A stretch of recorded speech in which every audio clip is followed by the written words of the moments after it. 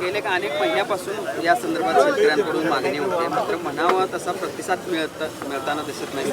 आज एक पाऊल मागे तुम्ही सगळ्यांनी घेतलंय, रास्ता रोको केलेलं नाही। कृष्णा आणि तिच्या उपनद्यातील जे प्रवाही पाणी आहे ते शेतकरी स्वतःच्या जमिनी गहाण टाकून लिफ्ट योजना करून खाजगी किंवा सहकारी स्वतःच्या खर्चानं आपल्या शेतामध्ये पाणी घेऊन जातो आणि त्या पाण्यासाठी आता मीटर बसवायचं आणि 10 पट त्याचा दर वाढवायचा असा फतवा सरकारनं काढलेला आहे। खरं तर त्याला आम्ही सातत्यानं विरोध केलेला आहे। निवडणुकीच्या आधी राज्याचे उपमुख्यमंत्री अजितदादा पवार यांनी घोषणा केली की त्याला आम्ही स्थगिती देत आहोत, परंतु स्थगिती काही दिलेलं नाही। मी आता एक पुरावा घेऊन आलो आहे माझा स्वतःचा। मला ज्यावेळी लोकसभेचा अर्ज भरण्यापूर्वी थकबाकी नसल्याचा दाखला आणायला ज्यावेळी मी माझा माणूस पाठवला त्यावेळी माझ्याकडून 10 पट पैसे भरून घेतले, त्याशिवाय तुम्हाला थकबाकी नसल्याचा दाखला मिळणार नाही असं सांगितलं।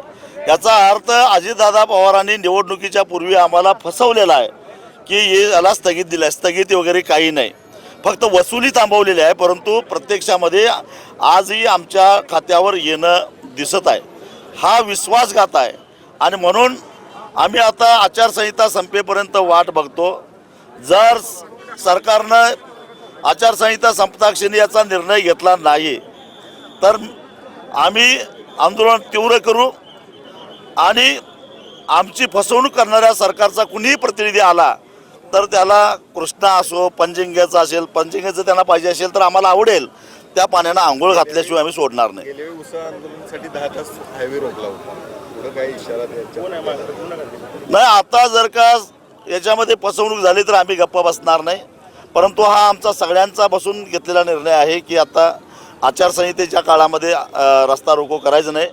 सार्वत्रिक सगळ्यांनी घेतलेला निर्णय असल्यामुळे तो आता ठीक आहे, परंतु या उपर आता आम्ही गप्पा बसणार नाही, टोकाची भूमिका घेणार। या सगळ्या भाषणादरम्यान स्टेजवरील कारखानदारांना लक्ष करायचा प्रयत्न केला, इशारा त्यांनी आव्हान देखील दिलं की कारखाना आम्ही देतो तुमच्याकडे, तुम्ही चालवून दाखवा। त्याची तयारी आमची कधीच आहे, आम्ही काय त्याला पळ काढलेला नाही आहे आणि आता सुद्धा सांगतो की त्या मुद्द्याशी ठाम आहे।